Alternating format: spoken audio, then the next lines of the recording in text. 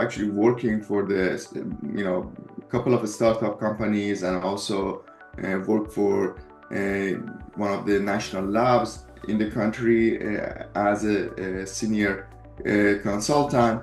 And eventually I joined University of San Diego to set up the master's program in data science. My vision for this program is to make it accessible for the wide variety of backgrounds.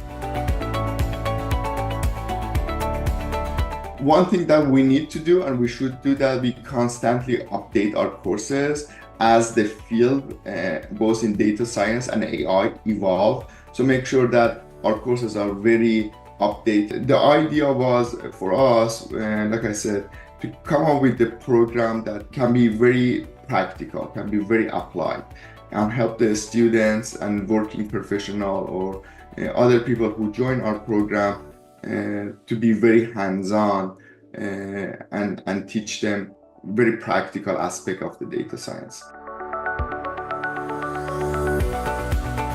Nature of hands-on assignment applied can help them to become very good in job market. I want them, when they graduate from a master's program, they have a fruitful career as a data scientist. The vision for this program is to make sure that students become successful and get the best out of the investment and coming to university.